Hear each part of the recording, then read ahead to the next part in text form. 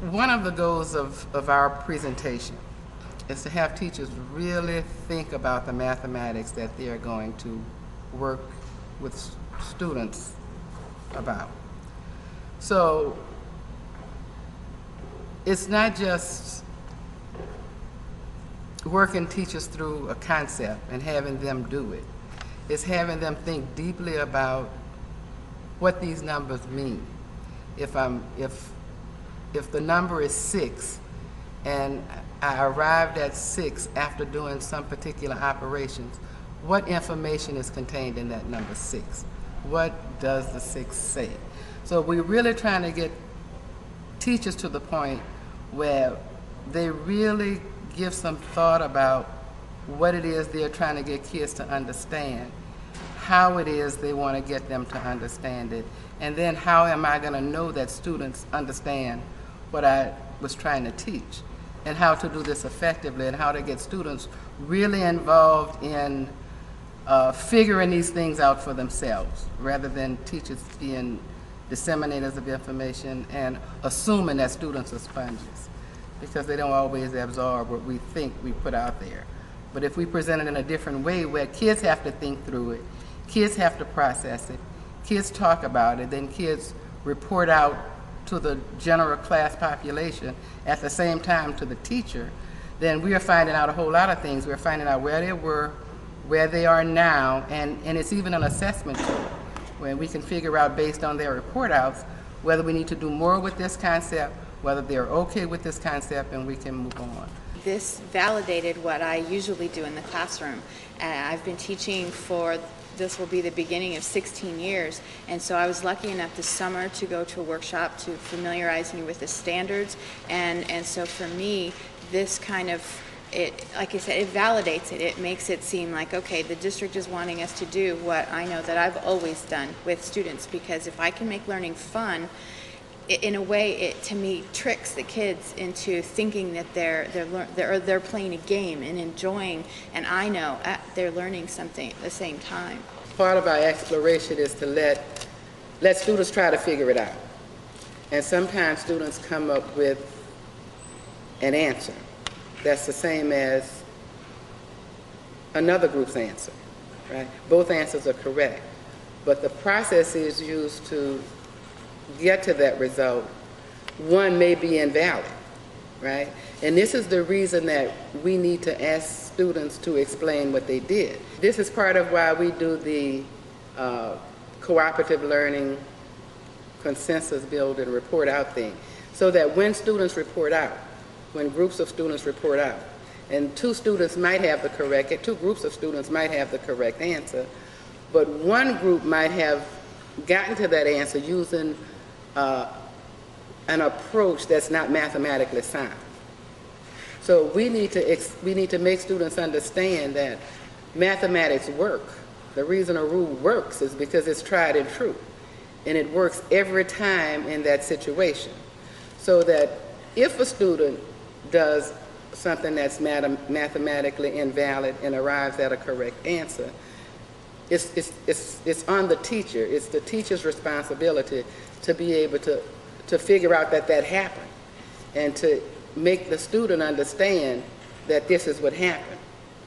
And one way to do it is to just give the students another scenario or a different set of numbers, and so when that invalid mathematical approach is used, the student will not arrive at the correct answer.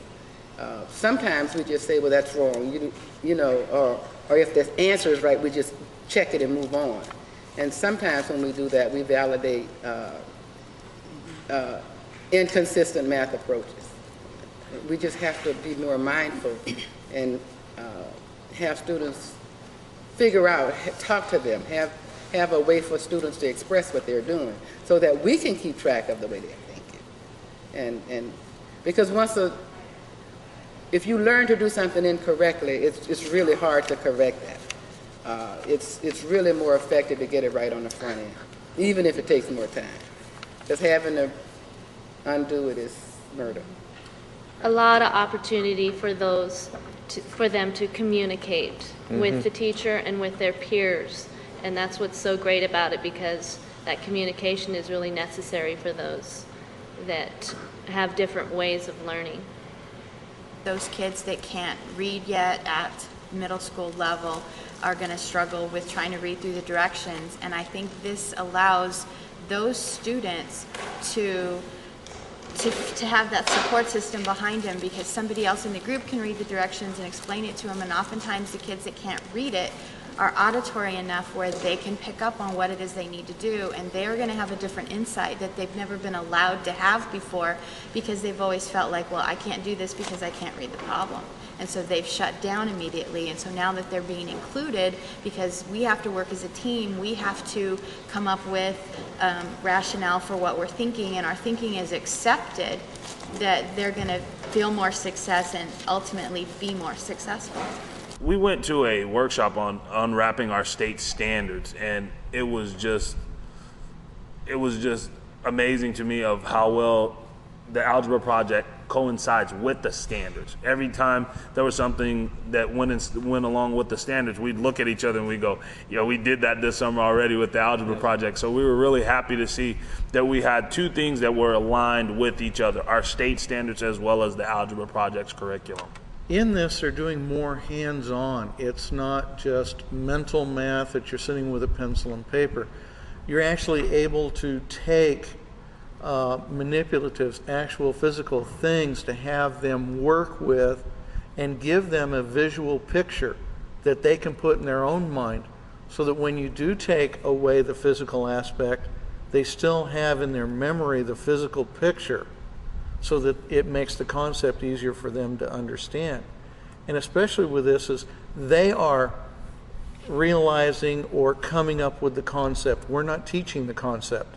All we're doing is handing them something, asking them to do an activity, and from that activity they're discovering the concept and realizing what it is. And it makes it more concrete for them, and it's more personal ownership that they have. And to me, that's where the actual learning comes in, is all I'm doing is asking questions and directing them in a certain direction, and they're coming up with the answers and the concepts. We taught kids what we call quartile 1 and 2, quartile kids who are underachieving. But for summer school, there's some kids that say, hey, what about me? And we had some gifted children who also participated in the Algebra Project this summer. Okay? And perhaps in my mind, the coolest vignette was a gifted child whose scores are way up there. And the child's comment to their teacher was, I could already do this, but I didn't understand it before. The child knew the algorithm. The child one of those kids that are just, teachers are blessed to have in their class, you give them a formula, they work the formula, and they don't even question why. Why would I even make the teacher tell me why? But because of how the techniques that teacher learned from Merle and Jesse and Sharon this summer, the Algebra Project techniques, these hands-on techniques, that child got that aha moment. So if we can get that aha moment for the kid at the top of the spectrum, and if we can get that aha moment for the kids at the bottom of the spectrum, and the teachers are having more fun, and the kids are having more fun, and here the district office representative said the achievement scores go up, that's why we want to do this. And that's why you want to do this, wherever you are watching this. That's why you want to do this, because it's a win-win-win-win-win all the way around. That's why. And if you bring in the other prongs of the Algebra Project, you just simply can't argue against. You just simply can't.